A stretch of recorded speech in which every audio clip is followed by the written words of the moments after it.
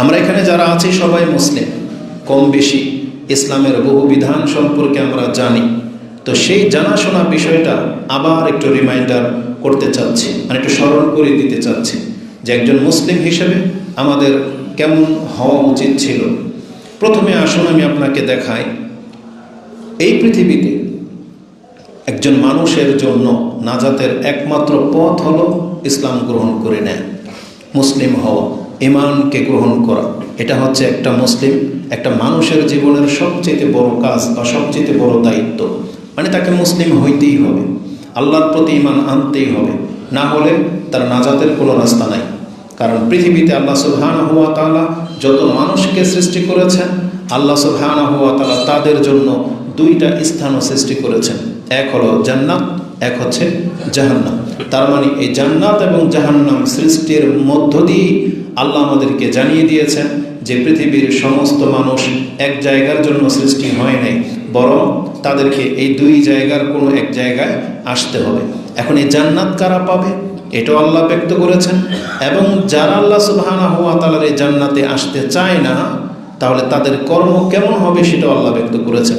এবং আল্লাহ সুবহানাহু ওয়া তাআলা বলেছেন এটা হলো জান্নাতের পথ, জান্নাতের কর্ম, এটা হচ্ছে জাহান্নামের পথ, জাহান্নামীদের কর্ম। এইভাবে আল্লাহ সুবহানাহু ওয়া তাআলা আমাদের কাছে এগুলো ব্যক্ত করেছেন, যার ফলে আল্লাহ সুবহানাহু ওয়া তাআলা একই কাজকে আমাদের জন্য হারাম করেছেন, যেগুলো অনেকেই করে যাচ্ছে। আবার আল্লাহ সুবহানাহু ওয়া তাআলা কিছু খাদ্যকে আমাদের জন্য হালাল করেছেন, আবার হারাম করেছেন। কিছু কাজ আছে জায়েজ, কিছু কাজ আছে না জায়েজ। এই যে বিধান, এই যে শরিয়া, এটা কাদের জন্য? নিঃসন্দেহে এটা সমস্ত মানুষের জন্য ছিল, কিন্তু সমস্ত মানুষ তো আল্লাহর এই বিধান মেনে নেবে না, মেনে চলবে না। তো আল্লাহ সুবহানাহু ওয়া তাআলা এগুলো কাদেরকে উদ্দেশ্য করে নাযিল করেছেন? যারা আল্লাহকে মেনে নেবে, যারা নিজেকে মুসলিম বলবে, যারা বলবে যে আমরা ঈমানদার, যারা বলবে যে আমরা হালাল হারাম বেঁচে চলবো, ওই তাদের জন্য আল্লাহ সুবহানাহু ওয়া তাআলা এই নীতিমালাগুলো। কিন্তু আফসোসের বিষয় হলো যারা আল্লাহকে মেনে নেয়নি তাদের কথা বাদ, কিন্তু যারা আল্লাহকে মেনে নিয়েছে, যারা বিশ্বাস করে পরকাল হবে, তাহলে তাদের সাথে কেন হারামের সম্পর্ক থাকবে? তাদের সাথে কেন নাজায়েজের সম্পর্ক সব থেকে বেশি? তাদের সাথে কেন আল্লাহর নাফরমানি থাকবে? এটা হচ্ছে আক্ষেপের বিষয়। এজন্য আমাদেরকে জানতে হবে, প্রথম কাজ হচ্ছে মানুষকে আল্লাহকে মেনে নেয়া। এটা হচ্ছে প্রথম কাজ। আল্লাহ সুবহানাহু ওয়া তাআলা আমাদেরকে ডেকেছেন এবং আল্লাহর প্রতি ঈমান আনতে বলেছেন। এই মর্মে পুরা কোরআনটা নাজিলই হয়েছে মানুষের কাছে আল্লাহর পরিচয় তুলে ধরার জন্য এবং পরকালের জীবন সম্পর্কে সচেতন করার জন্য। জান্নাত জাহান্নাম রয়েছেন, এগুলো জানানোর জন্যই আল্লাহ সুবহানাহু ওয়া তাআলা কিতাব নাজিল করেছেন এবং রাসূল প্রেরণ করেছেন। সেই কিতাবের একটি আয়াত আপনি নিয়ে নেন, যে আয়াতটি আল্লাহ সুবহানাহু ওয়া তাআলা সূরা নিসা 4 নম্বর সূরা 136 নম্বর আয়াতে উল্লেখ করেছেন। আল্লাহ ডেকেই বলেছেন, ইয়া আইয়ুহাল্লাযীনা আমানু, হে যারা নিজেকে ঈমানদার বলে দাবি করো। মানে এখানে শুধু মুসলিমদেরকে সম্বোধন করা হয়েছে, বলা হয়েছে আমিনু, আল্লাহর প্রতি ঈমান আনো। আমিনু বিল্লাহ, তোমরা আল্লাহর প্রতি ঈমান আনো। এখানে এই যুগের মুসলিমদেরকে বলা হয়েছে, তার আগেও আল্লাহর প্রতি ঈমান এনেছে, আনার দাবি করত দুইটা দল অতিবাহিত হয়ে গেছে, ইহুদি এবং খ্রিস্টানরা। তারাও আহলে কিতাব, তাদের কাছে নবী রাসূল এসেছিল এবং তারা আল্লাহকে মেনেও নিয়েছে, কিন্তু পরবর্তীতে তারা শিরিক করেছে, কুফরিতে লিপ্ত হয়েছে। আল্লাহ এই ধরনের ব্যক্তিদের সবাইকে ডেকে বলতেছেন, ইয়া আইয়ুহাল্লাযীনা আমানু আমিনু বিল্লাহি ওয়া রাসূলিহি, তোমরা আল্লাহ এবং তার রাসূলের প্রতি ঈমান আনো। আর ও কিতাবিল্লাযী নাযালা আলা রাসূলিহি, সেই কিতাবের প্রতি ঈমান আনো যা তোমাদের নবীর উপরে নাযিল করা হয়েছে। ও কিতাবিল্লাযী আনজালা মিন ক্বাবল, এবং এই নবীর পূর্বেও যে কিতাবগুলো নাযিল হয়েছে সেই কিতাবগুলোর প্রতিও তোমরা ঈমান আনো। কারণ তাওরাত, জাবুর, ইনজিল এগুলো আল্লাহর কিতাব। যদিও শুধু নামগুলোর প্রতি আমরা ঈমান রাখবো, কারণ ওই কিতাবের মূলটা এটা হচ্ছে আল্লাহর, কিন্তু কিতাবের ভিতরে যা আছে ওটার আল্লাহর না, কারণ ওটাকে নষ্ট করে দেওয়া হয়েছে। কিতাবের নামটাকে রেখে ভিতরে সব পরিবর্তন করে দেওয়া হয়েছে। তাওরাতে আছে, কিন্তু ভিতরের আল্লাহর কথা নাই, ওটা খ্রিস্টানদের পাদ্রীদের কথা ঢুকে গেছে। ইনজিল আর নাই, এটা ওই খ্রিস্টান ইহুদিদের আলেমদের কথা ঢুকে গেছে। আল্লাহর কথাগুলোকে তারা নষ্ট করে দিয়েছে, কিন্তু মুসলিমরা এটা পারেনি। কারণ তাওরাত, ইনজিল, জাবুরের ক্ষেত্রে আল্লাহ এই দায়িত্ব নেননি। আল্লাহ মানুষকে দিয়েছিলেন যে তোমরা এটাকে অক্ষত রাখার চেষ্টা করো, কিন্তু আল্লাহ সুবহানাহু ওয়া তাআলা দেখেছেন ইতিপূর্বে কোনো উম্মত এটাকে সুরক্ষা করতে পারেনি, তাই আল্লাহ সুবহানাহু ওয়া তাআলা উম্মতে মুহাম্মাদীকে এই দায়িত্ব দেননি। এজন্য আল্লাহ সেটা নিজেই নিয়ে নিয়েছেন। আল্লাহ বলছে ইন্না নাহনু নাযালনা যিকরা ওয়া ইন্না লাহু লাহাফিজুন, নিশ্চয়ই এই জিকির উপদেশ আমি আল্লাহ নাজিল করব এবং এটা হেফাজতের দায়িত্ব আমার। তাই 1400 বছর হয়ে গেছে আলহামদুলিল্লাহ, আজও পর্যন্ত কোরআনের একটা জের জবরের মধ্যে কোনো রকমের রদবদল কেউ আজ পর্যন্ত করতে পারেনি। আলহামদুলিল্লাহ। এটা কেন হয়েছে জানেন? যদি আমাদের কোরআন ওই তাওরাত ইনজিলের মতো যদি বিকৃতি ঘটে যেত, তাহলে আমরাও বিক্ষিপ্ত হয়ে যেতাম, আমরাও আল্লাহকে অস্বীকার করে ফেলতাম, আমরাও দেখা যায় দলে দলে উপদলে ভাগ হয়ে যেতাম। যদিও কোরআন এক, তারপরেই আমাদের হাজারো দল, শত দল, তাই না? আর কোরআনটাও যদি বিকৃত ঘটে যেত, তাহলে হক দল কোনটা এটা নির্ণয় করাই সম্ভব হতো না।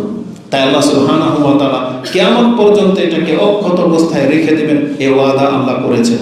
তো আল্লাহ সুবহানাহু ওয়া তাআলা বলেছেন তোমরা আল্লাহর প্রতি ঈমান আনো, রাসূলের প্রতি ঈমান আনো, কিতাবের প্রতি ঈমান আনো। এরপরে আল্লাহ যা বলেছেন, আল্লাহ বলেছেন ওয়া ইয়াকফুর বিল্লাহ, যারা কুফরি করবে মানে অস্বীকার করবে আল্লাহকে, ওয়া মালাইকাতিহি ওয়া রাসূলিহি ওয়া কুতুবিহি ওয়াল ইয়াউমিল আখির। আল্লাহ সুবহানাহু ওয়া তাআলা বলেছেন যেই ব্যক্তি আল্লাহকে, তার ফেরেশতাদেরকে, রাসূলদেরকে, কিতাবকে এবং পরকালে অবিশ্বাসী হবে, বিশ্বাস করবে না, ঈমান আনবে না, ফাকাদ দাল্লা দালালাম বাঈদা, তাহলে সেই ব্যক্তি সুদূর বিভ্রান্তিতে পতিত হবে। তার মানে একজন মানুষের জন্য সঠিক পথ হচ্ছে আল্লাহর প্রতি ঈমান আনা। একটা মানুষের জন্য এটা সঠিক নাজাতের পথ হচ্ছে পরকালের প্রতি বিশ্বাস রাখা। আল্লাহ এবং পরকালের প্রতি বিশ্বাস, এর মধ্যে সমস্ত বিশ্বাসগুলো চলে আসবে। আর যারা কুফরি করবে তাদেরকে বলা হয়েছে তারা সুস্পষ্ট গোমরাহ, পথভ্রষ্ট। তো এই আয়াতে আল্লাহ বলেছেন আমিনু বিল্লাহ, তোমরা আল্লাহর প্রতি ঈমান আনো। আল্লাহ সুবহানাহু ওয়া তাআলা কোরআনের আরেকটা আয়াতে আমাদেরকে এইভাবে বলেছেন, যে আয়াতটি আপনি সূরা বাকারা 2 নম্বর সূরার 62 এবং ওই একই আয়াত আপনি সূরা মায়দা 5 নম্বর সূরার 69 69 নম্বরে পেয়ে যাবেন। একটা শব্দের শুধু হেরফের রয়েছে দুইটা আয়াতে, কিন্তু হুবহু একটাই আয়াত। যে আয়াত আল্লাহ সুবহানাহু ওয়া তাআলা পুরো পৃথিবীর মানুষকে, যতগুলো দল আছে প্রত্যেকটা দলকে নির্দিষ্ট করে আল্লাহ বলেছেন। এই আয়াতটা আজকে আমাদের জন্য কঠিন হবে। কেমন কঠিন? এটাতে আমাদের সতর্কতা রয়েছে, এটাতে আমাদের দিক নির্দেশনা রয়েছে। সেটা কি জানেন? আমি প্রথমে বলি নিই কিছু কথা। আজকে আমরা যারা নিজেদেরকে মুসলিম দাবি করি কিন্তু কর্ম করি না, ইসলাম মোতাবেক চলি না, আপনি জেনে নেন এটা হলো ওই মুসলিম না যেই মুসলিমরা নাজাত পাবে, যেই মুসলিমদের জন্য জান্নাত। আমরা হইলাম ওই মুসলিম যেমন হিন্দু, খ্রিস্টান, বৌদ্ধ, ইহুদি, নাসারা, আমরাও তেমন একটা মুসলিম দল। মানে এটা হচ্ছে একটা টুর্নামেন্টের মতো, বিভিন্ন দলের প্লেয়াররা এক ময়দানে উপস্থিত হয়েছে। আমরা হইলাম ওই খেলাধুলার মতো একটা দল। মানে আমরা একটা মুসলিম দল, মানে মুসলমানের ঘরে জন্ম নিলেই মুসলিম, যেমন ইহুদির ঘরে জন্ম নিলে ইহুদি, খ্রিস্টানের ঘরে জন্ম নিলে খ্রিস্টান, হিন্দুর ঘরে জন্ম হিন্দু, বৌদ্ধের ঘরে বৌদ্ধ। এটা হচ্ছে এই দল। বর্তমানে পৃথিবীর অধিকাংশ মুসলিমরা হচ্ছে একটা দল ভিত্তিক মুসলিম, মুসলিমের ঘরে জন্ম নেওয়া মুসলিম। এটা নাজাতের মাপকাঠি না। একটা হিন্দুর ঘরে জন্ম নিলেই যেহেতু সে জাহান্নামী না, খ্রিস্টানের ঘরে জন্ম নিলেই সে খ্রিস্টান হয়ে জাহান্নামে যাবে না, এটা মূলনীতি না। মূলনীতি হলো তার কর্ম। জন্মটা হয়ে যেতে পারে ইহুদির ঘরে, খ্রিস্টানের ঘরে, ডাস্টবিনে হতে পারে। একটা বাপ মা কে একে জন্ম দিছে কেউ জানে না, ফেলে দিয়েছে ডাস্টবিনে, তাহলে এটা ওর জান্নাত জাহান্নামের মাপকাঠি না। তেমনি আমাদের ঘরে জন্ম হয়ে যাওয়া মানে এটা জান্নাতের মাপকাঠি না। এটা হচ্ছে একটা সৃষ্টি, যে বাচ্চাটা একটা বৈধ। আর যারা জেনা করে বাচ্চা জন্মে গেছে, পৃথিবীতে অনেক নাজায়েজ বাচ্চা আছে না? তাহলে জন্ম তো হয়ে গেছে কোনো না কোনোভাবে, কিন্তু এটা কি জান্নাত জাহান্নামের মাপকাঠি না। আল্লাহ বলতে চাচ্ছেন তোমার জন্ম পৃথিবীতে যে কোনোভাবে হয়ে যেতে পারে, কিন্তু আমি আল্লাহ তোমাকে সঠিক পথ দেখানোর জন্য তো কোরআন নাজিল করেছি, তোমাকে হেদায়েত করার জন্য রাসূল পাঠিয়েছি। এখন তুমি কি করবা? মান আমানা বিল্লাহি ওয়াল ইয়াউমিল আখির, যেই ব্যক্তি আল্লাহ এবং পরকালে ঈমান আনতে পারবে, ও আমিলা সলিহান, সৎ কাজ করবে, তার কোনো ভয় নেই। তার জন্ম যেখানে সেখানে হয়ে যাবে, যার তার ঘরে হয়ে যাবে। অপরদিকে আল্লাহ সুবহানাহু ওয়া তাআলা কি বলেছেন যে নবীর ঘরে জন্ম হলেও যে জান্নাত পাওয়া যায় না, তার বাস্তব প্রমাণ হচ্ছে আদম আলাইহিস সালামের ছেলে কাবিল। তার বাস্তব প্রমাণ হচ্ছে নূহ আলাইহিস সালামের ছেলে যে ডুবে মরে গিয়েছিল, ঈমান আনেনি। আল্লাহর কাছে সে ফরিয়াদ পর্যন্ত করেছিল যে রাব্বি ইন্না বিনি মিন আহলি ওয়া ইন্না আহলি ওয়া ইন্না ওয়াদাকাল হক ওয়া আনতা আহকামুল হাকিমিন। আল্লাহ, এটা আমার ছেলে ডুবে যাচ্ছে, আল্লাহ তুমি তো উত্তম ফয়সালাকারী। কিন্তু আল্লাহ সুবহানাহু ওয়া তাআলা নূহ আলাইহিস সালামকে ডেকে কে বললেন, ইয়া নূহ ইন্নাহু লাইসা মিন আহলি, এটা তোমার সন্তান না, ইন্নাহু আমালুন গায়রু সালিহ, কারণ সেটা অসৎ কাজে লিপ্ত। তার মানে আল্লাহ দৃষ্টান্ত কায়েম করে দিয়েছেন যে রাসূলের প্রথম রাসূল নূহ আলাইহিস সালাম হচ্ছে শ্রেষ্ঠত্বের প্রথম রাসূল, যে একটা রাসূলের ছেলে যখন আমার প্রতি ঈমান আনলো না, সৎ কাজ করলো না, এই জন্য নাজাত পাবে না। অপরদিকে আমার সবচেয়ে বড় শত্রু কাফের, মুশরিক, পুতুল পূজারী, তার ছেলে যখন আমার প্রতি ঈমান আনলো, আমি যা বলেছি ইব্রাহিম তা করলো, আল্লাহ বলছেন ওকে আমি আমার অন্তরঙ্গ বন্ধু হিসেবে গ্রহণ করে নিলাম। এটা হচ্ছে ইব্রাহিম আলাইহিস সালাম। আল্লাহ সুবহানাহু ওয়া তাআলা বলেছেন, পৃথিবীর মানুষ তোমরা শুনে রাখো, তোমাদের প্রথম কাজ হলো তোমরা আল্লাহ এবং পরকালের প্রতি বিশ্বাসী হও, এটা তোমাদের দায়িত্ব।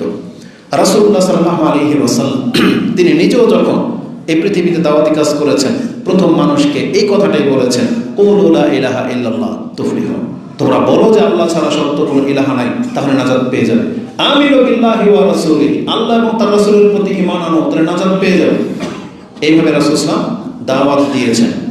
এবং রাসূলুল্লাহ সাল্লাল্লাহু আলাইহি ওয়াসাল্লাম যখন কাউকে দাওয়াত দেওয়ার জন্য লোক পাঠাতেন, তাকেও তিনি এই দাওয়াতই দিতেন যে সর্বপ্রথম এটা করবা না, সর্বপ্রথম তাদেরকে কালেমার দাওয়াত দিবে, তাদেরকে বলবা ইসলাম গ্রহণ করে নিতে।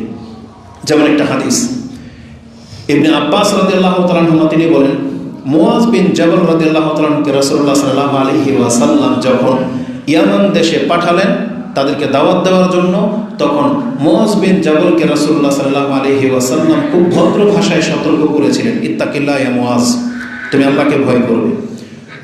ফালিয়াকুন আউয়ালু মা তাদউহুম ইলা শাহাদাতি আল্লা ইলাহা ইল্লাল্লাহ ওয়া আন্নী রাসূলুল্লাহ, সর্বপ্রথম গিয়ে তুমি আক্রমণ করবা না, গিয়ে তাদেরকে প্রথম দাওয়াত দিবে যে দেখো আল্লাহ ছাড়া সত্য কোনো ইলাহা নাই এবং মুহাম্মদ হচ্ছে আল্লাহর রাসূল, এই কথা মেনে নাও।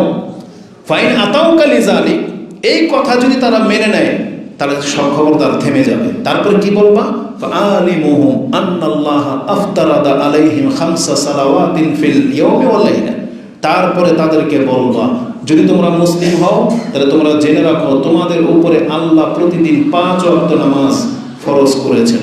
ফাইন আতাউকা লিযালিক, যদি তারা নামাজটা মেনে নেয় তাদেরকে যাকাত সম্পর্কে বলবা, এইভাবে তাদেরকে ইসলাম দিক নির্দেশনা দিবা।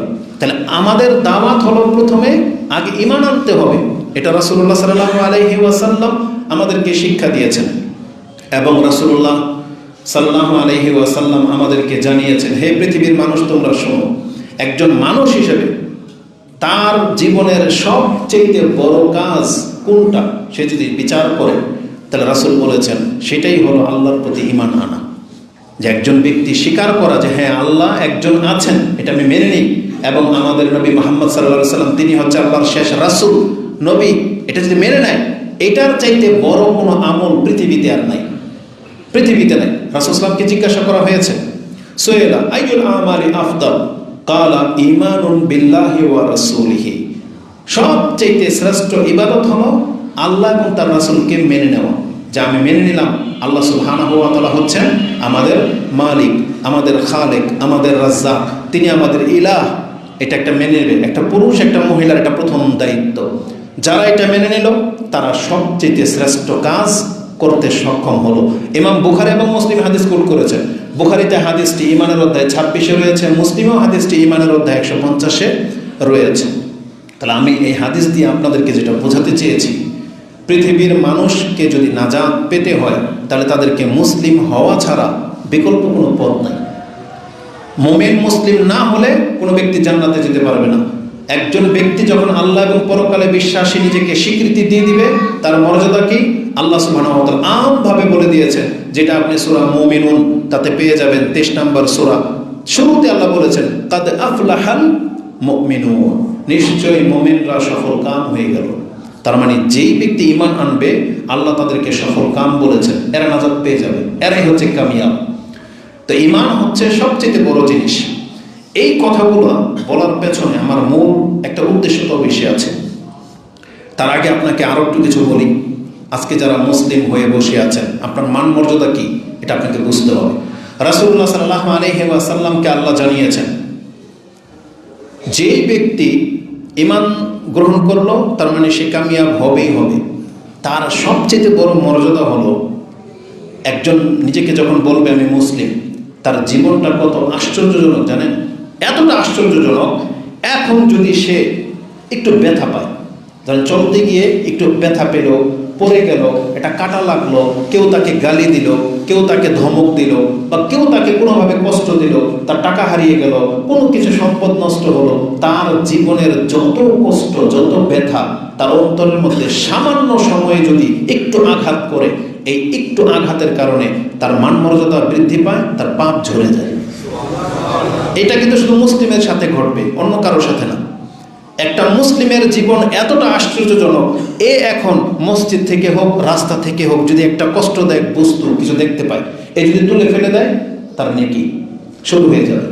এমনকি সে তার পরিবারে যদি কোনো টাকা খরচ করে, যে বাজার ঘাট করে দেন না, আপনাদের প্রত্যেকেই পুরুষরা নিজেদের সংসারে টাকা খরচ করেন, আপনি মুসলিম হওয়াতে আপনার মান মর্যাদা হলো যতগুলো টাকা আপনি আপনার নিজের জন্য এবং পরিবারের জন্য খরচ করেন, নিয়ত যদি থাকে যে আমি এটা নেকির জন্য করতেছি, আল্লাহ সেটা আপনার আমলনামার মধ্যে সব টাকা সাদাকার নেকি লিখে দেবেন। এটা একটা মুসলিমের জীবন। মুসলিমের জীবনটা কত আশ্চর্যজনক আমি আপনাকে বলি।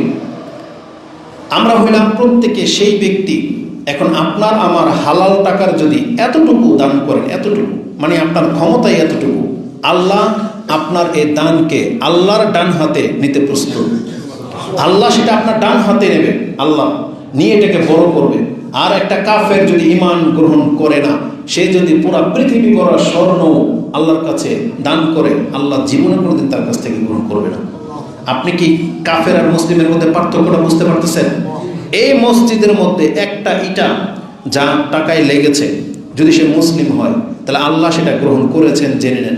আর যদি কোনো হিন্দু একটা পিলারও যদি করে দিয়ে থাকে, এই জায়গাও যদি দিয়ে থাকে, আল্লাহ কিয়ামত পর্যন্ত ওর কাছ থেকে এটা গ্রহণ করবে না। তাহলে ও যে ভালো কাজ করবে, এটা কি হবে? এই সম্পর্কে চমৎকার একটা হাদিস আছে, যেটা আমি আপনাকে শোনাবো। শুধু আমি আপনাকে প্রথম বলতে চাই, একটা মুসলিম যদি ভালো কাজ করে, তার কোনো একটা ভালো কাজকে আল্লাহ বৃথা যেতে দেবে না। আল্লাহ সেটাকে কাউন্ট করে এবং নাজাতের জন্য এটাকে আল্লাহ সুবহানাহু ওয়া তাআলা মিজানের পাল্লায় উঠাবেন। এই সম্পর্কে আল্লাহ সুবহানাহু ওয়া তাআলা আমাদেরকে জানিয়েছেন, ফামাইয়ামাল মিনাস সালিহাত, যে কোনো ব্যক্তি ভালো কাজ যদি করে, ও হুয়া মুমিন, আর সে যদি মুসলিম হয়, সে যদি মুমিন হয়, আল্লাহর প্রতি বিশ্বাসী হয়, আর সে যে কোনো ভালো কাজ করুক না কেন, আল্লাহ সুবহানাহু ওয়া তাআলা বলেছেন ফালা কুফরানা লিসাইহি, আল্লাহ তার প্রচেষ্টাকে বৃথা যেতে দেবে না। আল্লাহ সেটাকে অস্বীকার করেন না, বরং আল্লাহ আপনার প্রত্যেকটা প্রচেষ্টা, ভালো কাজকে আল্লাহ স্বীকৃতি দেবেন যে হ্যাঁ এটা আমার জন্য, আল্লাহ গ্রহণ করবে। আল্লাহ বলেছেন ফালা কুফরানা লিসাইহি ওয়া ইন্না লাহু কাতিবুন, আর আল্লাহ বলেছেন নিশ্চয়ই আমি তার সেই ভালো কাজটাকে লিখে রাখার ব্যবস্থা করেছি। তার মানে আপনি যে একটু সুবহানাল্লাহ বললেন, এই যে মসজিদে কত কদম হেঁটে আসছেন, কে বলেন তো, কোন একজন হাত তোলেন তো, কত কদম লেগেছে আপনার মসজিদে আসতে? কে গুনেছেন? কেউ গুনেছেন? এটা কোনো মানুষের কাজ না। কিন্তু আল্লাহ বলেছেন তুমি টেনশন করো না, তোমার কত কদম মসজিদে আসতে লাগছে এটা আমার ফেরেশতারা অলরেডি নোট করে ফেলেছে। আর কত নেকি বলা হয়েছে, যারা মসজিদে আগে ভাগে আসে, ওযু করে আসে, প্রথম দিকে একবারে সামনের কাতারগুলোতে বসার চেষ্টা করে, চুপ করে খুতবা শুনে নামাজ পড়ে নিলেই আপনার মর্যাদা কি? বাসা থেকে যত কদম লেগেছে আপনার মসজিদে আসতে, তার প্রত্যেক এক কদমের নিচে 1 বছরের তাহাজ্জুদের নেকি, 1 বছরের রোজা রাখার নেকি আল্লাহ দিয়ে দিবেন আপনাকে 1 কদমে। তাহলে এটা কে গুণে রাখবে? পৃথিবীতে আপনি কতবার সুবহানাল্লাহ বলেছেন, কতবার আপনি ব্যথা পেয়েছেন, কতবার আপনার কষ্ট হয়েছে, টাকা হারিয়ে গিয়েছে, পৃথিবীর কোনো মানুষ গুণে রেখেছে? কিন্তু আল্লাহ বলতেছেন এটা আল্লাহর কাজ, তুমি একটা আমলও তোমার বৃথা যাবে না। ওয়া ইন্না লাহু লাকাতিবুন, আল্লাহ বলেছেন আমি সেটাকে সব পুঙ্খানুপুঙ্খ লিখে রাখার ব্যবস্থা করেছি। এটা একটা মুসলিমের সাথে হয়, যেই ব্যক্তি আল্লাহর প্রতি ঈমান এনেছে। এবং এই ব্যক্তিদের সাথে আল্লাহ সুবহানাহু ওয়া তাআলা এমনটা আচরণ করেন। আরেকটা আশ্চর্যজনক হাদিস বলবো আজকে আপনাকে। অপরদিকে যারা কাফের, পৃথিবীর কোনো কাফেরের ভালো কাজ আল্লাহ গ্রহণ করেন না। এটা তার ভালো কাজ, তার খ্যাতি, তার সুনামের জন্য তারা করে থাকে, তারা আল্লাহর জন্য করে না। মূলত কোনো কাফের কিন্তু পরকালে বিশ্বাসী না। তাহলে ও যখন ভালো কাজ করে, ও কি এটা মনে করে যে পরকালে আমি আল্লাহর কাছে পাবো? ও তো বিশ্বাসই করে না। তাহলে ও ভালো কাজটা কেন করে? ওর ভালো লাগে তাই। মানুষকে সুনাম করে, দাতা বলে, মাদার তেরেসা সব কিছু দান করে দিয়ে গেছে, যে আমরা মেম্বরে দাঁড়িয়ে তার নাম নিলাম, আল্লাহ তাকে দিয়ে দিলেন, কারণ সে এটারে যোগ্য। মাদার তেরেসার যখন নাম হয়, বা কোনো কাফের খ্রিস্টান যদি ভালো কোনো কাজ করে, রেড ক্রিসেন্ট সোসাইটির মালিক বা আরও যারা আছে, যারা কোনো সংস্থা চালায়, সব খ্রিস্টান ইহুদি, তাহলে তারা যে ভালো কাজগুলো করে, এটাগুলো কি হবে? এটা সম্পর্কে শোনেন, একটা মুসলিমের সাথে আর কাফেরের সাথে আল্লাহ কি আচরণ করে এই সম্পর্কে। আনাস ইবনে মালিক আন্নাহু হাদাসান রাসূলুল্লাহ সাল্লাল্লাহু আলাইহি ওয়াসাল্লাম, আনাস রাদিয়াল্লাহু তাআলা তিনি বর্ণনা করেন রাসূলুল্লাহ সাল্লাল্লাহু আলাইহি ওয়াসাল্লাম থেকে, ইন্নাল্লাহা লা ইয়াজলিমু মুমিনান হাসানাতান, নিশ্চয়ই আল্লাহ কোনো মুমিনের নেকির ক্ষেত্রে আল্লাহ জুলুম করেন না। ইউতা বিহা ফিদ দুনিয়া ওয়া ইউজজা বিহা ফিল আখিরা, এই দুইটা শব্দ আপনি মনে রাখেন, ইউতা ওয়া ইউজজা, একটা হলো এমনি দেওয়া, আর একটা হচ্ছে জাযা, প্রতিদান দেওয়া। এই দুই জিনিস। মুসলিম যখন কোনো ভালো কাজ করে, এর বিনিময়ে আল্লাহ তাকে দুনিয়াতেও দেয়, আর এই ভালো কাজের জাযা যেটা, এটা আল্লাহ দুনিয়াতে দেবে না, ওটা আল্লাহ রিজার্ভ করে রেখে দিয়েছেন, এটার বিনিময়ে আল্লাহকে জান্নাতের নেয়ামত দিবেন। এটা আপনাকে বুঝতে হবে। কেন বুঝতে হবে জানেন? প্রত্যেকটা কথার মধ্যে সূক্ষ্মতা রয়েছে। আজকে যারা 5 ওয়াক্ত সালাত আদায় করেন, হালালভাবে চলেন, দাড়ি রেখেছেন, কোনো রকমের হারামের জড়ান না, আপনি তুলনামূলক দেখবেন অন্যের চাইতে অভাবী। এমনটা নয়? আপনি তুলনামূলক অন্যের চাইতে অভাবী না? যারা মসজিদের ইমাম মুয়াজ্জিন, তাদের বেতন সব থেকে কম, তাহলে আল্লাহ কি তাকে ঠকিয়েছে? ঠকায়নি, জাতি তাকে ঠকিয়েছে। কিন্তু আল্লাহ কি বলেছেন? এই যে ইমামরা, মুয়াজ্জিনরা বা মুরব্বীরা যারা প্রথম কাতারে এসে সালাত আদায় করে, আল্লাহ বলতেছেন তোমাকে দুনিয়াতে যেটা দিচ্ছি, এটা ইউতা বিহা ফিদ দুনিয়া, এটা আল্লাহর পক্ষ থেকে দিচ্ছি, তুমি আল্লাহর বান্দা হওয়ার কারণে। যেমন কাফেরদেরকে আমি দিচ্ছি, কেন? কারণ কাফেরদেরকে কে সৃষ্টি করেছে? আল্লাহই সৃষ্টি করেছে। কাফেরের রব কে? রাজ্জাক কে? তাহলে আল্লাহ যদি কোনো কাফেরকে রিজিক না দেয়, কাফের দেবদেবী কি কাফেরদেরকে খাওয়াইতে পারবে? পারবে না। তা আমাদের রবই দিচ্ছে, কিসের ভিত্তিতে? বান্দা হওয়ার ভিত্তিতে। এটা আমারই বান্দা, আমার এই সৃষ্টি। যেমন তিমি মাছকে আল্লাহ খাওয়ায়, কেন খাওয়ায়? কারণ তিমি মাছের রব কে? আল্লাহ। আমি আর আপনি তো খাওয়াই না, কারণ রাস্তাঘাটের কীট পতঙ্গ, পশু পাখির রিজিক রাজ্জাক কার হাতে? আল্লাহর হাতে। এই জন্য আল্লাহ দিচ্ছেন। তাহলে আমি আর আপনিও যে পাচ্ছি, এটা আল্লাহর বান্দা হওয়ার কারণে পাচ্ছি, এটা আল্লাহর ইবাদতের বিনিময়ে দেয় না। কিন্তু আল্লাহ কি বলেছেন? ওয়ায়ুজা বিহা ফিল আখিরা, তবে তুমি যে ইবাদতগুলো করতেছো, এটার জাযা আমি আল্লাহ তোমাকে পরকালে দেব। কেন জানেন? আজকে আমরা আল্লাহর ইবাদতের মূল্য বুঝি না বিধায় আপনি ইবাদত করেন না। একবার সুবহানাল্লাহ মুখ দিয়ে আপনার বেরোয় না। আজকে সারাদিন পার হয়ে গেছে, কয়জন ব্যক্তি বলতে পারবে ও আল্লাহর কয়বার নাম নিয়েছে? ও কয়বার নিয়েছে আল্লাহর নাম? কিন্তু আপনারা যারা ইবাদত করেন, আপনি উঠতে বসতে আল্লাহর নাম, ঘর থেকে বেরোলে বিসমিল্লাহ, বসলে বিসমিল্লাহ, দাঁড়াইলে বিসমিল্লাহ, খাইলে বিসমিল্লাহ, সহবাসে বিসমিল্লাহ, বাথরুমে ঢুকতে বিসমিল্লাহ, সব ক্ষেত্রে আল্লাহর নাম। আমরা যে কোনো কিছু ব্যথা পেলে ইন্না লিল্লাহ বলতেছেন, বিসমিল্লাহ বলতেছেন। কেউ জিজ্ঞেস করলে কেমন আছেন, আলহামদুলিল্লাহ বলতেছেন। একটা কিছু করবেন, বলতেছেন ইনশাআল্লাহ করবো। সুন্দর কিছু দেখলে মাশাআল্লাহ, এই যে বলতেছেন। সব ক্ষেত্রে আল্লাহর নাম। আপনি কি মনে করেন যে 2 রাকাত নামাজ পড়লেন, আরেকজনে এই রাস্তাঘাটে পড়ে আছে, আর আপনি তাড়াতাড়ি আসছেন 2 রাকাত নামাজ পড়ার জন্য? যারা কোরআনটা খুলে 1 পৃষ্ঠা পড়লেন, এই যে আপনার সময় যে দিলেন বিনা লাভে, কিছুই পেলেন না, তারপর 2 রাকাত নামাজ পড়তেছেন, ওযু করলেন, জিকির করতেছেন, এগুলোর মূল্য কি বুঝেন? কেন আল্লাহ এগুলোর বিনিময়ে দুনিয়াতে আপনাকে দিলেন না বা দিবেন না কেন? এটা একটা হাদিস বুঝলে আপনি বুঝতে পারবেন। রাসূলুল্লাহ সাল্লাল্লাহু আলাইহি ওয়াসাল্লাম বলেছেন, আল্লাহর ইবাদতের মান এমন, রাকাত আল ফজর, ফজরের 2 রাকাত সুন্নত নামাজ, খায়রুম মিনাদ দুনিয়া ওয়া মা ফিহা। রাসূল বলেছেন 2 রাকাত ফজরের সুন্নত নামাজের মূল্য হলো, এটাকে এক পাল্লায় রাখেন, 2 রাকাত ফজরের নামাজ সুন্নত, ফরজ না। আরেক পাল্লায় এর নেকি দিতে গেলে, এটার জাযা দিতে গেলে আল্লাহ বলেছেন পুরা দুনিয়ার সমস্ত সম্পদ দিলেও ফজরের 2 রাকাত নামাজের মূল্য হবে না। তাহলে আল্লাহ বলেন তো এবার আপনাকে কিভাবে দেবে ফরজ নামাজের মূল্য? এই জন্য আল্লাহ বলেছেন ওয়ায়ুজা বিহাল আখিরা, আমি তোমাকে সেটা পরকালে দেব। বলা হয়েছে একবার লা হাওলা ওয়ালা কুওয়াতা ইল্লা বিল্লাহ বলা মানে কানজুম মিন কুনুজিল জান্নাহ, জান্নাতের একটা গুপ্ত ভান্ডারের মালিক করে দেওয়া হবে। তাহলে দুনিয়াতে কোথায় দিবে এটা আপনাকে, কিভাবে দেবে আপনাকে? এই জন্য আল্লাহ সুবহানাহু ওয়া তাআলা বলেছেন যারা ইবাদত করেন ইবাদতের বিনিময়ে আপনি কোটিপতি হওয়া আশা কইরেন না। এটা আল্লাহ বহু কাফেরকেও দিয়ে রেখেছে। বরং আপনাকে আমাকে ইবাদতের বিনিময়ে আল্লাহ জান্নাতকে সাজিয়ে রেখেছেন। রাসূলুল্লাহ সাল্লাল্লাহু আলাইহি সাল্লাম বলেছেন তোমাকে দুনিয়া দিলে কতটা পেলা? সমুদ্রের এক ফোঁটা পানি। ওই হাদিসটা এইভাবে আছে, ওয়াল্লাহি মা মাসালাদ দুনিয়া ফিল আখিরাহ ইল্লা মিসলুহু মা ইয়াজআলু আহাদুকুম ফিল ইয়াম্মি হাযিহি আও হাযিহি ফালিয়ানজুর বিমা তারজি। রাসূল বলেছেন কোন ব্যক্তি যদি তার দুনিয়া আর পরকালের জীবনকে কম্পেয়ার করতে চায় তাহলে সে সমুদ্রে চলে যাবে। পুকুর দিয়ে কাজ হবে না, নদীতেও কাজ হবে না, গ্লাস বাটি কাজ হবে না। সে কোথায় যাবে? সমুদ্রে যেতে হবে তাকে। এবং সমুদ্রে গিয়ে তার একটা আঙ্গুল সে ডুবিয়ে দেখ, এইভাবেও না, বলছে একটা আঙ্গুল ডুবিয়ে দেখ, এই আঙ্গুলের সাথে উঠে আসা পানি, এটা হলো তার দুনিয়া। একটা রাজা বাদশাহ যদি দুনিয়াতে বাদশাহ থাকে তাহলে আল্লাহ তাকে কতটুকু দিলেন?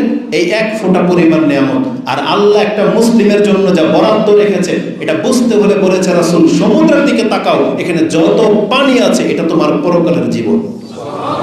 কিন্তু আমরা মুসলিমরা সেই জীবনটাকে আমরা প্রত্যাখ্যান করে বসে আছি। না, এটা হওয়ার না। একটা মুসলিমের জীবন খুব আশ্চর্যজনক। তো রাসূল সাল্লাল্লাহু আলাইহি সাল্লাম বলেছেন মুমিনদের কাজের বিনিময়ে আল্লাহ দুনিয়া দেয় না, এটার জন্য পরকালে রেখে দেবেন। কিন্তু কাফেরদের সাথে ওয়াম্মাল কাফেরা, যখন কোনো কাফের কোনো ভালো কাজ করে, ওয়াম্মাল কাফেরা ফায়ুতআমু মা আমিলা লিল্লাহি ফিদ দুনিয়া, যারা ফি সাবিলিল্লাহ কাজ করে, এটাকে ফি সাবিলিল্লাহ বলা হয়। মানে আপনাকে রাস্তাঘাট করে দিল, একটা হসপিটাল করে দিল, আপনার কাছ থেকে কোনো কিছু নিল না, এটাকে আমরা কি বলি? ফি সাবিলিল্লাহ। তাহলে কাফের তো আল্লাহর জন্য করে না, কিন্তু আল্লাহ এটাকে ফি সাবিলিল্লাহ নিয়েছেন, যে কোনো প্রাপ্য নিল না। এমন কোনো কাফের যদি কোনো কাজ করে, আল্লাহ সুবহানাহু ওয়া তাআলা বলতেছেন আমি এর বিনিময়ে ওকে দুনিয়াতে শান শৌকত দিয়ে দিই। ও প্রেসিডেন্ট, ও দাতা, ওর নামের আগে নেম প্লেট লেগে যাবে যে অমুক ব্যক্তির রাস্তা, এটা ওর প্রশংসা হবে, ওকে নোবেল দেওয়া হবে, দুনিয়াতে যা দেওয়ার দিয়ে দিবে। কেন? কারণ আল্লাহ সুবহানাহু ওয়া তাআলা বলতেছেন হাত্তা ইযা আফতা ইলাল আখিরাহ, যাতে করে এই কাফের যখন কিয়ামতের মাঠে আমার কাছে আসবে ওর যেন কোনো ইবাদত, কোনো নেকি যেন বাকি না থাকে। লাম তাকুন লাহু হাসানাতুন ইউজা বিহা, যে ওর যদি কোনো নেকি বাকি থাকে সেটা আল্লাহর দায়িত্ব, আল্লাহকে দিতে হবে। একটা ব্যক্তির যদি নেকি বাকি থাকে আল্লাহ দিতে হবে না? এই জন্য কিন্তু যারা জুলুম করেন, এই যে আপনি নামাজ পড়তেছেন, সালাত পড়তেছেন, তারপরে যাকাত দিচ্ছেন, হজ করেছেন, আপনার কিন্তু অনেক নেকি, কিন্তু আপনি কাউকে থাপ্পড় মেরেছিলেন, মনে আছে আপনার? থাপ্পড় মেরেছিলেন, গালি দিয়েছিলেন, কারো ওই যে রাস্তা এক হাত চুরি করে নিয়েছিলেন, জমি দখল করেছিলেন, কাউকে হত্যা করেছিলেন, কারো বাটপারি করেছিলেন। এই যে যেই নেকিগুলো আপনার যে সম্পদ দুনিয়াতে নিয়েছেন, এখন মরে গেলেন, তো বিচারের মাঠে তো দিনার নাই দিরহাম নাই, সেখানে তার জমি জমা দিয়ে বিচার হবে না, সেখানে কি দিয়ে বিচার হবে? নেকি আর পাপ, তাই না? তাহলে আপনি নেকি নিয়ে আসলেন, এখন আল্লাহর দায়িত্ব, ওনার নেকি বাকি আছে, মানে ওনার প্রাপ্য বাকি আছে আপনার কাছে, তখন মানে আল্লাহ ওনার নেকি কিভাবে চুকাবে? ওনার প্রাপ্য ওনার নেকি নিয়ে ওনাকে দিয়ে দিবে, নেকি নেওয়া হবে সেই দিন। আর ওনার পাপ যদি থেকে থাকে তাহলে পাপ ওই জুলুমকারীর উপরে চাপিয়ে দেওয়া হবে না? তাহলে আল্লাহ একটা জালেমকেও সেখানে হক দেবেন, আবার একটা মাজলুমকেও হক দেবেন। কারণ জুলুম, সে নিজে পাপী, জুলুম করেছে, কিন্তু তার হক অন্যের কাছে রয়ে গেছে, তখন আল্লাহ তার হক দেবেন, এটা জালেম হওয়া সত্ত্বেও। ঠিক তেমনি আল্লাহ বলেছেন কোনো কাফেরও যদি আমার কাছে আসে, কোনো নেকি রেখে আসে, তাহলে আমার দায়িত্ব ওকে নেকি দিতেই হবে। এই জন্য আল্লাহ বলেছেন আমি কোনো কাফের যাজা ঋণ রাখবো না, আমি তাকে দুনিয়াতেই দিয়ে দিই। দুনিয়াতে আল্লাহ, আপনি এই জন্য কাফের জীবন দেখে ধোঁকা খেয়ে গেছেন, একটা পাপের জীবন দেখে, যে এত পাপ করা, এত জুলুম করার পরেও সে টিকে আছে শান শৌকতের সাথে, কত দাপটের সাথে। আপনি ভুলে গেছেন আল্লাহ সুবহানাহু ওয়া তাআলার নীতি। আল্লাহ চায় যে ও জুলুম করতে করতে দুনিয়াতে হালাক হয়ে যাক, যাতে কিয়ামতের মাঠে আমার কাছ থেকে আর কিছু দেওয়াই না পায়। বোঝেন কথা? খুব সেন্সিটিভ ইস্যু। এই জন্য আল্লাহ সুবহানাহু ওয়া তাআলা বলেছেন আমি কাফেরদের জীবন দুনিয়াতে দিয়ে দিব, যাতে পরকালে আমার সামনে আসলে যেন কোনো আবদার করতে না পারে, কারণ ওদের জন্য আমি জান্নাত বানাইনি। আল্লাহ বলছেন উইদ্দাত লিল মুত্তাকিন, আমি তো জান্নাত বানিয়েছি মুত্তাকিদের জন্য, মুসলিমদের জন্য। তো আল্লাহ সুবহানাহু ওয়া তাআলা কাফেরকে দুনিয়াতেই দিয়ে দেন, যাতে করে আল্লাহর কাছে তার কোনো প্রাপ্য না থাকে। এই কথাটাকে আল্লাহ সুবহানাহু ওয়া তাআলা কোরআনে বলে দিয়েছেন। নেকি এবং পাপ ওজন করা হবে না, জানেন তো সবাই? কি দিয়ে ওজন করা হবে? ওটাকে কি বলা হয়েছে? মিজান। মানে যেখানে আমাদের নেকি এবং পাপ ওজন করা হবে। এটা কি সবার করা হবে নাকি শুধু মুসলিমদের? এটা জেনে নেন, এটা শুধু মুসলিমদের। কাফেরদের কোনো নেকিই নেই। আল্লাহ কি মাপবে? ওর তো নেকিই নেই। মাপা তো হয় তার যারটা আপনি গ্রহণ করবেন, মেপে নেন, তাই না? তরকারি কিনতে গেলে, মাছ কিনতে গেলে মেপে দেন, ওই মাছটা মাপা হয় যেটা আপনি নেবেন, তাই না? আল্লাহও ঠিক ওইটাই মাপবে যেটা আল্লাহ আপনার কাছ থেকে নেবে। তাহলে কাফেরদের কাছ থেকে তো আল্লাহ কিছুই নেবে না, তাহলে কি মাপবে? এর আল্লাহ চেহারার উপরে ছড়ে মাপবে, কিছুই নাই। এই জন্য আল্লাহ সুবহানাহু ওয়া তাআলা বলেছেন, উলাইকাল্লাযীনা কাফারু, এরা হচ্ছে কাফের বিআয়াতি রাব্বিহিম, তাদের রবের আয়াত সম্পর্কে তারা অস্বীকার করেছে। আয়াতি রাব্বিহিম ওয়া লিকাইহি, এবং কাফেররা যেটা আল্লাহর সাথে সাক্ষাৎ করাটাকে অস্বীকার করেছে, কুফরি করেছে। এইজন্য আল্লাহ সুবহানাহু ওয়া তাআলা বলেছেন, ফাহাবিতাত আমালুহুম ফালা নুকিমু লাহুম ইয়াউমাল কিয়ামাতি ওয়াজনা। আল্লাহ বলেছেন তাদের সমস্ত আমল বরবাদ। এইজন্য কিয়ামতের মাঠে আল্লাহ কোনো দাড়িপাল্লা কায়েম করবেন না কোনো কাফেরের জন্য, যে তোমার নেকি থাকলে উঠাও, কোনো কিছু কায়েম করবে না। এই জন্য আজকের এই আলোচনা থেকে আমি আপনাকে যেটা বোঝাতে চেয়েছি, যদিও খুতবার সময় এখানেই পাস হয়ে চলে গেল, এটা কিন্তু আমার খুতবার মূল বিষয় না। কেন না? কারণ আমরা কি বলেছি, আমাদের খুতবার মূল বিষয় কি? একজন মুসলিম বা ইমানের জীবনটা কেমন হইতে হবে, তাই না? আমি শুধু এতটুকু কথা বললাম এই আধা ঘন্টায়, যে একজন মুসলিম হইলে তার মান মর্যাদা কি। আর আমরা জানি এই বক্তব্যে এতটুকু থাকলে সবাই সন্তুষ্ট হবেন। কেন? আমরা সবাই তো নিজেকে মুসলিমই মনে করি, তাই না? নামাজ না পড়লেও মুসলিম, হারাম খেলেও মুসলিম, জেনা করলেও মুসলিম, রং তামসা করলেও মুসলিম, এটি তো আমাদের অবস্থা। এবার আসুন আমি আপনাকে মূল কথাটা বলি। এই যে ইসলামের মান, মুসলিমের মান, আল্লাহ আপনাকে আমাকে এটা দিয়েছেন গিফট হিসেবে। এই যে মুসলিমের ঘরে জন্ম হয়ে গেছে, কোনো টেনশন লাগে নাই, জিহাদ করতে হয় নাই, রক্ত ঝরাইতে হয়নি, এমনি মুসলিমের ঘরে জন্ম হয়ে গেছে। এখন জান্নাতটাও যদি আপনি এভাবে ফ্রি পেতে চান, এটাই হবে আপনার বোকামি। কারণ আল্লাহ সুবহানাহু ওয়া তাআলা বলেছেন, ওই যে আগে বলেছি, জন্ম যেখানে সেখানে হয়ে যাক, এটা নাজাতের মাপকাঠি না। এখন আল্লাহ আমাদের জন্য একটা সহজ করেছেন, যে মেম্বরে দাঁড়িয়ে আল্লাহর কথা বলতেছি, আপনারাও শুনতে আসছেন, এটা হলো মুসলিমের ঘরে জন্ম হওয়ার কারণে।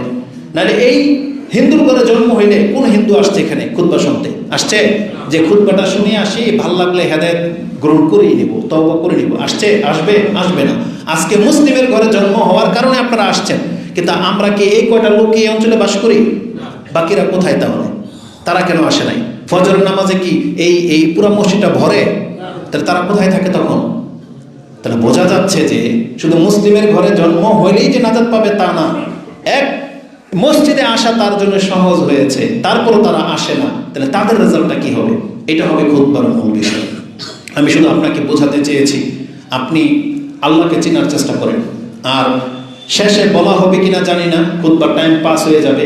একটা কথা আমি আপনাদেরকে বলতে চাই এবং আমাদের প্রত্যেকটা যুবককে বলতে চাই, এখনো হয়তো এই পৃথিবীতে আমরা আরো বেশ কিছুদিন বেঁচে থাকবো। কেউ হয়তো 10 বছর, কেউ হয়তো 20 বছর। এই যে যারা ছোট, ওরা হয়তো আল্লাহ চাইলে 50 বছর বাঁচবে। যুবকরা যারা আছো, রক্ত গরম, তুমি হয়তো আরো 20-30 বছর বাঁচবে। মানে পথটা অনেক লম্বা। আজকে হয়তো আমি আর আপনি মুসলিম, কিন্তু পৃথিবী দিন দিন ফিতনার দিকে যাচ্ছে। আপনি আর আমি দেখা যাচ্ছে যে মুসলিমত্ব টিকিয়ে রাখতে পারতেছি না। এই দুনিয়ার লোভের জন্য একজন মানুষ আরেকজন মানুষকে হত্যা করে দিচ্ছে, আল্লাহকে অস্বীকার করে ফেলে, কোরআনকে অস্বীকার করে, হাদিসকে অস্বীকার করে। কেন করে? এই দুনিয়ার ফিতনায় পড়ে। ধর্মকর্ম যারা আজকে ছেড়ে দিয়েছে, কেন ছেড়ে দিয়েছে? এই দুনিয়ার ফিতনা পড়ে। তারা ধর্মের গুরুত্ব বুঝে না। একটা কথা আজকের খুতবা থেকে আপনি নিয়ে যান, জীবনের যত রদবদল হয়ে যাক, অন্তরকে আপনি এমনটা করতে বাধ্য করেন যে আমি মরা পর্যন্ত আমাকে মুসলিমই থাকতে হবে। বিকল্প কোনো পথ নেই, নাজাতের বিকল্প কোনো পথ নেই। আপনি যত বড় পাপী হন না কেন, আপনাকে এটাকে ওয়াদা করতে হবে যে আমি মুসলিমই থাকবো। আমি কোনোদিন নাস্তিক হব না, আমি কোনোদিন মুশরিক হব না, আমি কোনোদিন কাফের হব না। আমি আল্লাহ যেই নিয়ামত আমাকে দিয়েছে, এই ইসলামকে আমাকে ধরে রাখতেই হবে, এনি হাও, যে কোনো মূল্যে। এটা আমাদেরকে ওয়াদা করতে হবে। কেন জানেন? রাসূলুল্লাহ সাল্লাল্লাহু আলাইহি ওয়াসাল্লাম তিনি বিদায় হজের খুতবায় অনেক কথা বলেছিলেন। একটা সময় তিনি মিনার মাঠে, হজ শেষ কিছুদিন পরেই মক্কা ছেড়ে দেবেন, তিনি হেলান দিয়ে বসে আছেন এই চামড়ার তাঁবুর মধ্যে। আব্দুল ইবনে মাসউদ রাদিয়াল্লাহু তাআলা তিনি বলেন, খাতাবা রাসূলুল্লাহ সাল্লাল্লাহু আলাইহি ওয়াসাল্লাম খাতাবানা, তিনি আমাদেরকে খুতবা দিলেন। ও হুয়া কুব্বাতি আদামিন, তিনি জাহারা কুব্বাতি আদামিন, তিনি চামড়ার তাবুকের মধ্যে হেলান দেওয়া অবস্থায় ছিলেন। তিনি সোজা হয়ে বসলেন এবং বললেন পৃথিবীর মানুষের কাছে, আলা তোমরা কান খাড়া করে শোনো, লা ইয়াদখুলুল জান্নাহ ইল্লা নাফসুন মুসলিমাতুন, জান্নাত এমন একটা জায়গা সেখানে কোনো মুসলিম ছাড়া অন্য কোনো ব্যক্তি ঢুকতে পারবে না। রাসূল কি বলেছেন? পৃথিবীর মানুষ তোমরা শোনো, জান্নাত এমন একটা জায়গা সেখানে কোনো মুসলিম ছাড়া কোনো ব্যক্তি আর ঢুকতে পারবে না। এই জন্য আমাদের পরিচয় কি হইতে হবে? মুসলিম। এটা হইতে হবে। আপনি শয়তান থেকে বাঁচার চেষ্টা করেন, শয়তান আপনাকে আমাকে মুসলিম থাকতে দিচ্ছে না। এই যে রাজনৈতিক প্ল্যাটফর্ম, এই যে গণতান্ত্রিক যে সিস্টেম, এগুলো হচ্ছে কুফরি মতবাদ, জেনে নেন। এগুলো থেকে বহু মানুষ ইসলাম থেকে মুখ ফিরিয়ে নিচ্ছে। এগুলো ইসলাম কায়েম করার সিস্টেম না। দ্বিতীয়ত, এই যে জমি সংক্রান্ত বিষয় দিয়ে, এই জমির কারণে একজন মানুষকে হত্যা করে দিবেন, সারাক্ষণ সুদ আর হারামের মধ্যে ডুবে থাকবেন।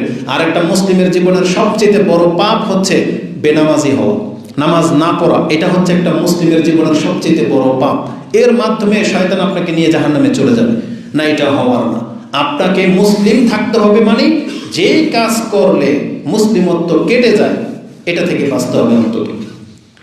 যদি বলে যে বড় হত্যা করলো কি মুসলিমত্ব কেটে যাবে না, হত্যা করলে মুসলিমত্ব কাটে তো না, কিন্তু আপনাকে যে কত কাল আল্লাহ জাহান্নামে জ্বালাবে এর কোনো গ্যারান্টি নেই।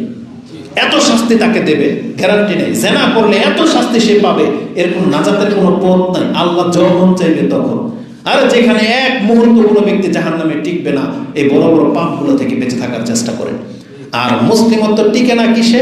শিরিক করলে, নাস্তিকতা, কুফুরি, এই যে বেনামাজি হওয়া, এগুলো থেকে কিন্তু মুসলিমত্ব টিকে না। সতর্ক সাবধান হয়ে যায়। তো আমাদের মূল কাজ কি? একটা মুসলিম হলে আমাদের কি করতে হবে এই সম্পর্কে শুধু দুইটা কথা আমি আপনাকে বলবো, যে মুসলিমের জীবনটা কি। যতগুলো আয়াত বলেছি, প্রত্যেকটা আয়াতের মধ্যে যেখানে আপনার মজা লাগবে ইমান ইসলামের কথা আল্লাহ বলেছেন, আর আপনি দেখতে পাচ্ছেন আমি তো মুসলিম, আমি তো ইমানদার, কিন্তু আপনি লক্ষ্য করেন নাই প্রত্যেকটা আয়াতের পরে আল্লাহ কিন্তু কিছু চরিত্র উল্লেখ করেছেন, কিছু কর্ম উল্লেখ করেছেন। কথার কথা বুঝার জন্য বলি, ওই আয়াতটা বলেছি না, কাদ আফলাহাল মুমিনুন, মুমিনরা নাজাত পেয়ে গেছে। কারা মুমিন? আল্লাহ কি তার ব্যাখ্যা দেননি? আল্লাহ তার পরেই বলেছেন, আল্লাযীনা হুম ফি সালাতিহিম খাশিউন, নিশ্চয়ই তারা শুধু নামাজই পড়ে না, বরং নামাজে তারা বিনয়ী, উদাসীনের সাথে পড়ে না, একিনের সাথে পড়ে, ভদ্রতার সাথে পড়ে, আল্লাহকে ভয় পেয়ে পড়ে। এটা হচ্ছে মুমিন। তারা আল্লাহ বলেছেন ওই মুমিনরা সফল কাম যারা তাদের নামাজে বিনয়ী। আর এখানে উদাসীনের সাথে নামাজ পড়লে আল্লাহ তাকে জাহান্নামের কথা বলেছেন। ওই যে ওই আয়াত মনে নাই সূরা মাউন, ফাওয়াইলুল লিল মুসাল্লিন আল্লাযীনা হুম আন সালাতিহিম সাহুন, যারা তাদের নামাজ থেকে শিথিল গাফেল, তারা জাহান্নামে যাবে। আরেকটা ব্যক্তি নামাজই পড়ে না, তাহলে ও কিভাবে মুমিন হয়? আল্লাহ বলেছেন মুমিন তো তারা যারা তার নামাজের বিনয়ী, আরেক ব্যক্তি নামাজই পড়ে না, তাহলে ও কিভাবে মুমিন হয়? কাদ আফলাহাল মুমিনুন, এটা ওর ক্ষেত্রে কিভাবে খাটে? কারণ আল্লাহ তো মুমিনদের চরিত্র উল্লেখ করেছেন। আল্লাহ বলেছেন মুমিনরা এমন হতে পারে, মুমিনরা এমন হতে পারে না। আল্লাহ বলেছেন মুমিনরা হালাল খেতে পারে, হারাম খেতে পারে না, এটা মুমিনরা করতেই পারে না। আল্লাহ বলেন নাই ওয়াইবাদুর রহমান আল্লাযীনা ইয়ামশুনা ফিল আরদি হাওনা আলাল আরদি হাওনা। আল্লাহ বলেছেন আল্লাহর বান্দা যারা রহমতের বান্দা, তারা জমিনে চলে খুব নম্র ভদ্রভাবে। ওয়াল্লাযীনা লা ইয়াদউনা মা আল্লাহি ইলাহান আখার, মুমিন বান্দা যারা আল্লাহর বান্দা, তারা কোনোদিন আল্লাহর সাথে শিরিক করতে পারে না, মানে আল্লাহর সাথে অন্য কাউকে ডাকতে পারে না। ওয়ালা ইয়াকতুলুনা নাফসাল্লাতী হারামাল্লাহু ইল্লা বিল হক, তারা কোনোদিন যাকে আল্লাহ হত্যা করতে হারাম করেছে তাকে হত্যা করতে পারে না। একটা মুসলিমের রক্ত কোনোদিন হালাল হইতে পারে? তাহলে একটা মানুষের নিজের স্বার্থের জন্য একটা মুসলিমকে কিভাবে হত্যা করে দেয়? ওয়ালা ইয়াজনুন, আল্লাহ বলেছেন মুমিন বান্দা কোনোদিন জিনা করতে পারে না। ওমা ইয়াফআল যালিকা ইয়ালকা আসামা, আল্লাহ বলেছেন যারা এই কাজগুলো করবে আমি তাদেরকে জাহান্নামে নিক্ষেপ করব, ইল্লা মান তাবা, তবে যারা তওবা করবে তাদের কথাটা ভিন্ন। বাস আমি বোঝাতে চাচ্ছি যেখানে আল্লাহ মুমিন বলেছেন, যেখানে আল্লাহ মুসলিম বলেছেন, সাথে সাথে আল্লাহ কিছু ক্যারেক্টার মানে চরিত্রের কথা বলেছেন, যে মুসলিম এমন হয়, মুসলিম এমন হয় না, মুসলিম ডান হাতে খায়, শয়তান বাম হাতে খায়, এগুলো নাই। তাহলে সব কিছু আমাদের ধর্মের সাথে রিলেটেড, কিন্তু আমি আর আপনি শুধু একটা শব্দ নিয়েছি যে আমি মুসলিম, কিন্তু মুসলিমকে কি করতে হবে সেটা কেন নিচ্ছেন না? আজকে আমাদের চরিত্র এমন কেন? আমরা সবাই মুসলিম। আপনি কি বলতে পারবেন এই সমাজের কেউ মিথ্যা বলে না? বলতে পারবেন এই অঞ্চলের মধ্যে পুরো ইসলাম পালন করা হয়, কেউ কাউকে ঠকায় না, এখানে জানা হয় না, এখানে বেপরদার কোনো মহিলা নাই, আমরা সমস্ত পুরুষরা নেশামুক্ত, বলতে পারবেন? পারবেন না। বাংলার জমিনের কোন অঞ্চলের দৃশ্য এটা না, কিন্তু আমরা কতকাল আর খুতবা দেব, কতকাল খুতবা শুনবো? এজন্য আমাদের মুসলিম ভাইদের প্রতি এটা আমাদের আহ্বান থাকবে। দেখেন আপনি মুসলিম, এখন আপনাকে জানতে হবে মুসলিমত্ব মানিটা কি, ইসলামটা কে মানবে, কার জন্য? এটা কি শুধু হুজুরদের জন্য? এটা কি শুধু মাদ্রাসায় পড়া পোলাপানদের জন্য, নাকি এটা আমাদের সবার জন্য? তাহলে মুসলিম, আমরা মুসলিম এই কথাটা আমাদেরকে কবে প্রমাণ করবেন যে মাদকাসার মুসলিমদের চরিত্র এমন? আলহামদুলিল্লাহ একটা লোক ওয়াদার খেলাপ করে না। বলতে পারবে পুরো নারায়ণগঞ্জবাসী? বলতে পারবেন? তো হয়ে দেখান। আমি যে অঞ্চলে, হয়ে দেখাতে হবে না? তাহলে আসুন না আমরা চেষ্টা করি, আসুন না এমন একটা নাম নেম প্লেট লেগে যাক যারা মাদকাসার ছেলেদের কাছে মেয়ে বিয়ে দেওয়ার জন্য লাইন ধরে থাকবে, মাদকাসার মেয়েদেরকে বিয়ে করার জন্য প্রস্তাব আসবে, মাদকাসার ছেলেদের সাথে লেনদেন বিজনেস করতে সবাই আগ্রহী দেখাবে, এখানে এসে জমি কিনতে আগ্রহী দেখাবে, আপনার কাছে পরামর্শ নেবে। কেন এমনটা হয় না? এমন মুসলিম অঞ্চল লাগবে আমাদের প্রত্যেকটা সমাজে। আমরা আজকে মুসলিমরা যদি ইসলামটা পালন না করি, তাহলে আল্লাহকে আর মানবে কে? আল্লাহর নাম নিবে কে? কোনো কাফের তো আল্লাহর নাম নেয় না। তাহলে আমি আর আপনি মুসলিম হয়ে আপনি আল্লাহর নাম নিচ্ছেন না, যে আপনার সকাল হচ্ছে আল্লাহর নাম নেন না, বিছানায় গিয়ে আল্লাহর নাম নেন না, খেতে বসলে আল্লাহর নাম নেন না, তে আল্লাহকে দিয়ে আপনি করবেন কি? আল্লাহ আপনাকে দিয়ে কি করবে? যে আল্লাহর সৈনিক হয়ে আপনি আল্লাহর দিনের জন্য মাঠে খেলবেন না, আল্লাহর দিনের জন্য আপনি মাঠে বুক পেতে দেবেন না, তাহলে আপনার মতো আমার মতো সৈনিক দিয়ে আল্লাহর কি কাজ? এই জন্য আমরা লাঞ্ছিত হয়েছি। এই আল্লাহর দিনকে টিকাইতে হবে আল্লাহর জমিনে। এই জন্য আমাদেরকে প্রকৃত অর্থে মুসলিম হইতে হবে। আল্লাহ তুমি আমাকে এবং আমাদের মুসলিম ভাইদেরকে আল্লাহ তুমি প্রকৃত অর্থে মুসলিম হওয়ার তৌফিক দান করো। আমিন ইয়া রাব্বাল আলামিন। এটা অত্যন্ত এটা বেদনার সাথে আমি বললাম, এটা আমাদের অন্তরে নিতে হবে। আজকের কথাটা আপনার অন্তর থেকে নেন এবং ওয়াদা করেন। কেন জানেন? ঈমান নিয়ে বসে থাকলে যদি ভালো কাজ না করেন, মালাকুল মউত যদি চলে আসে, তখন কিন্তু আর কোনো কাজ হবে না। আর কোরআনে এটা আল্লাহ বলেছে, আমার কাছে নোট আছে, আমি সেই আয়াতগুলো বলতে পারতাম, কিন্তু এখন সময় 5 হয়ে চলে যাচ্ছে। তবে সর্বশেষ একটা হাদিস শুধু আমি আপনাকে বলে দিই। রাসূলুল্লাহ সাল্লাল্লাহু আলাইহি ওয়াসাল্লাম তিনি বলেছেন, এটা লম্বা হাদিস, ইমাম মুসলিম কোট করেছেন, সেটা আপনি 6746 পেয়ে যাবেন। তাতে জিকিরের মজলিসে বসলে যে নেকি, কোরআন পাঠ করা হয়, জিকির করা হয়, সেই মজলিসে বসলে কি মর্যাদা, সেই হাদিসে আসছে। তার শেষে একটা কথা রাসূলুল্লাহ সাল্লাল্লাহু আলাইহি ওয়াসাল্লাম বলেছেন, মান বাত্তা বিহি আমালুহু। আর ইবনে মাজাহ, আবু দাউদ, তিরমিজির ভাষা হচ্ছে মান আবতা বিহি আমালুহু, মানে যেই ব্যক্তিকে তার আমল তাকে পেছনে ফেলে দিয়েছে। যেমন ধরেন সবাই হাঁটতেছি, একজন ব্যক্তির পা আর চলে না, থেমে গেল। কিসে? তার এনার্জি নাই, শক্তি নাই। সবাই গাড়িতে উঠেছি, একটা অটোর চার্জ শেষ, থেমে গেল। রাসূল বলেছেন মান আবতা বিহি আমালুহু, কোন মুসলিমকে যার তার আমল তাকে পিছনে ফেলে দিয়েছে, ফালাম ইউসরি বিহি নাসাবুহু, তার বংশ তাকে আগে বাড়াতে পারবে না। এটা আপনি জেনে নেন। এই যে মানে জন্ম রক্ত যে মানুষকে উপকার করতে পারবে না, তার এই বাস্তব প্রমাণ হচ্ছে এটা। রাসূল বলেছেন কোনো ব্যক্তি মুসলিম হওয়া সত্ত্বেও যদি আমল না করে, ও যদি থেমে যায়, তাহলে কোন বংশের ছেলে, ও কার ছেলে, এটার কারণে ওকে নাজাত দেওয়া হবে না। এই জন্য রাসূলুল্লাহ সাল্লাল্লাহু আলাইহি সাল্লাম তার মেয়ে ফাতেমাকে বলেছিলেন, ইয়া ফাতেমা বিনতে মুহাম্মদ সালিনি মিম্মা লিমা শে, আমার সম্পত্তি থেকে দুনিয়াতে কোনো কিছু চাওয়ার থাকলে চেয়ে নাও, লা উগনি আনকি মিনাল্লাহি শাইয়া, কিয়ামতের মাঠে আল্লাহর দরবারে কিন্তু আমি তোমাকে বাঁচাইতে পারবো না। আরে রাসূল সাল্লাল্লাহু আলাইহি সাল্লাম যদি তার মেয়েকে এভাবে সতর্ক সাবধান করে দিয়ে থাকে, তাহলে আমাদেরকে কি করতে পারবেন? এই জন্য রাসূল বলেছেন, আমার উম্মতের লোকদেরকে সাবধান করে দিয়েছেন যে আমার পথে কিন্তু আইসো, আমার পথ থেকে কিন্তু সরে যেও, তাহলে আমি তোমার কোনো উপকার করতে পারবো না।